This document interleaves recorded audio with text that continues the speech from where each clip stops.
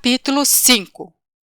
Como reeditar a sua insegurança e a força negativa por ela criada.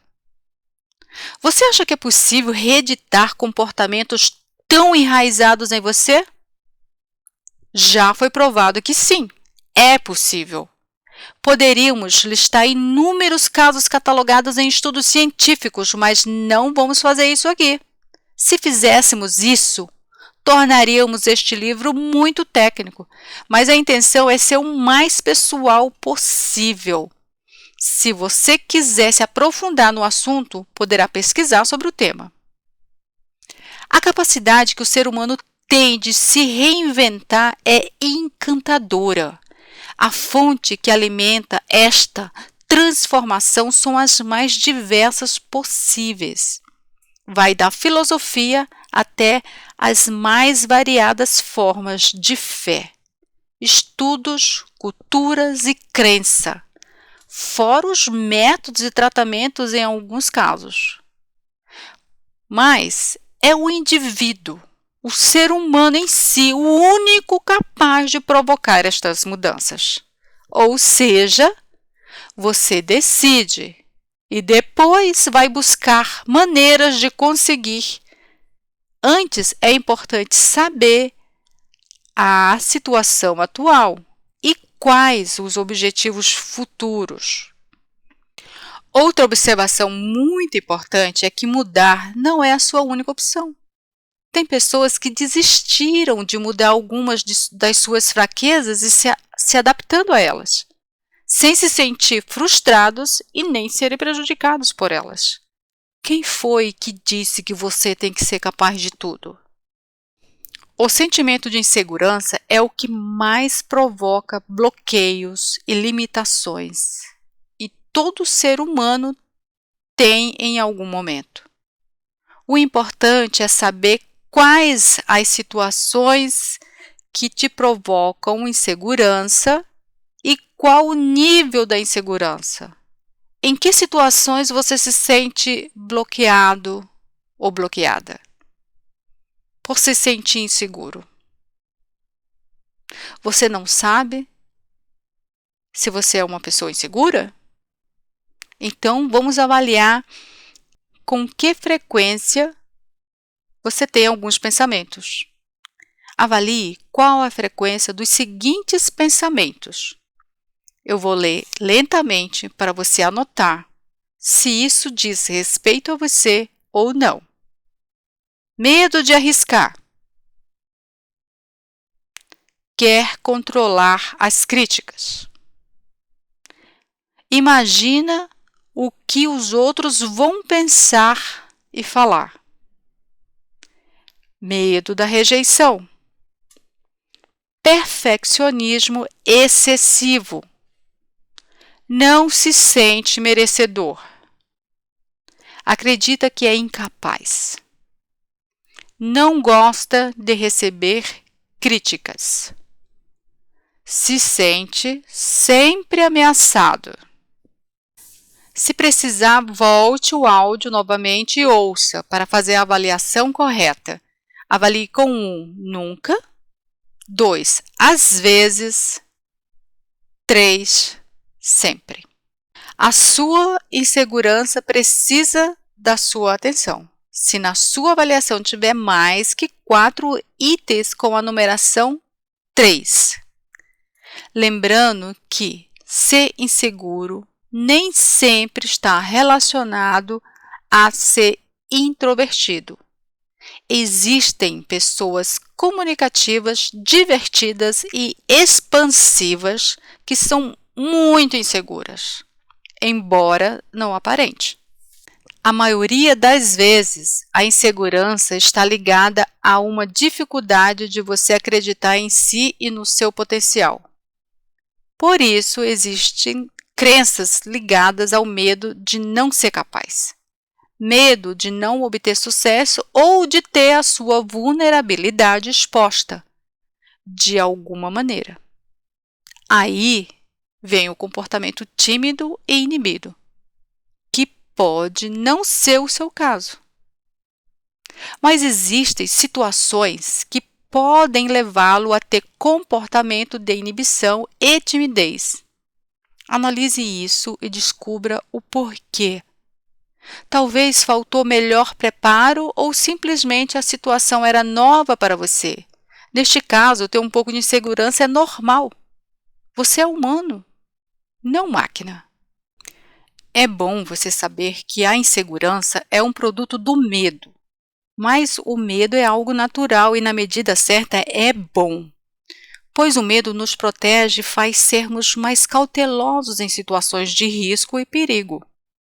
Então, o medo é uma emoção comum na vida das pessoas, mas a insegurança, que é um estado emocional provocado pelo medo, não pode prevalecer o tempo todo.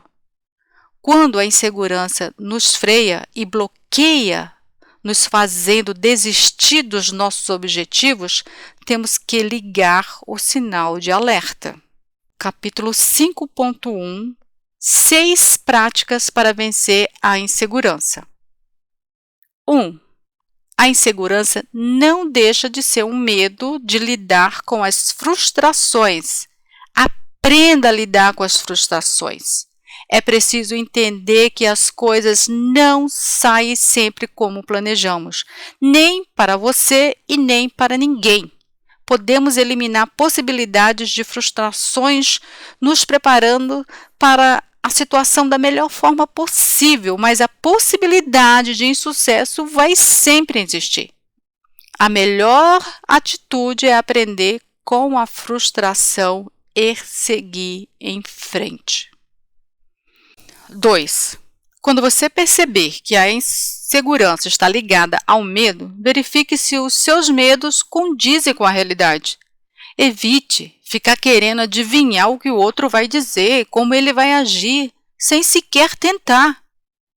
Se você se privar de tentar, nunca vai saber o que vai acontecer. Mas só tente se for realmente importante para você. Se não for, guarde energia e disposição para uma situação que mereça. 3. Você tem características que te dão insegurança? Se essas características não podem ser melhoradas, aprenda a conviver com elas e a gostar delas. Conviva em paz com elas. Não se julgue constantemente. Isso só vai fazer com que você se sinta tentado ou tentada a se comparar com o outro e não há nada pior que a comparação. Transforme tudo o que você não gosta em si mesmo em vantagens e valorize. 4.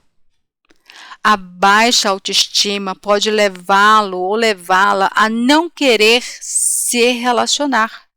Você cria a fantasia de que as pessoas não gostam de você e isso tende a levá-lo ou a levá-la a se excluir de grupos e evitar amizades que poderiam ser muito positivas para você. Não estou dizendo para você confiar em todo mundo e se jogar nos relacionamentos. Estou dizendo para você, acima de tudo, tentar conhecer as pessoas de verdade e não só imaginar que elas são ou poderiam ser. Observe, aproxime-se, converse e conheça os prós e contras das situações e das pessoas e você nunca mais vai se frustrar. 5. Controle a autocrítica. Alguém que vive se criticando acaba não tomando decisões. Em algumas situações, a insegurança pode ser confundida com perfeccionismos, mas um perfeccionismo excessivo que imobiliza a ação. Você tenta imaginar o resultado perfeito. Pensa em agir perfeitamente. Como sabe no seu subconsciente que esta perfeição não existe, então se isola. Desiste de tentar e não decide nada. A diferença entre a insegurança para o perfeccionismo ativo é que o perfeccionista age e se empenha até os mínimos detalhes para que tudo funcione exatamente como se imagina. A insegurança, que não deixa de ser um excesso de perfeccionismo de pensamentos negativos, tentando ter controle nos mínimos detalhes, paralisa.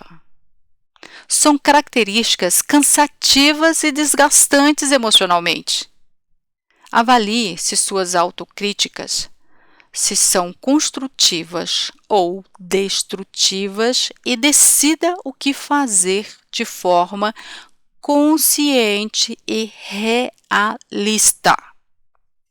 6. Por fim, faça uma lista que possa te ajudar a tomar decisões. Aprenda a avaliar as situações e os pensamentos que te provocam insegurança. Um exemplo. Vamos supor que você não se ache bom o bastante. Seja para que for, não importa. Pode ser para uma pessoa ou para um trabalho, um amigo. Escreva o que você quer dizer em não sou bom o bastante. E escreva como seria uma pessoa boa o bastante para a situação que você está imaginando. Agora escreva por que você acha que não tem as qualidades necessárias para a situação com base em fatos. Se a insegurança for real, ótimo, você vai poder eliminá-la se preparando para ser a pessoa que a situação pede. Busque fatos que contradizem as suas inseguranças.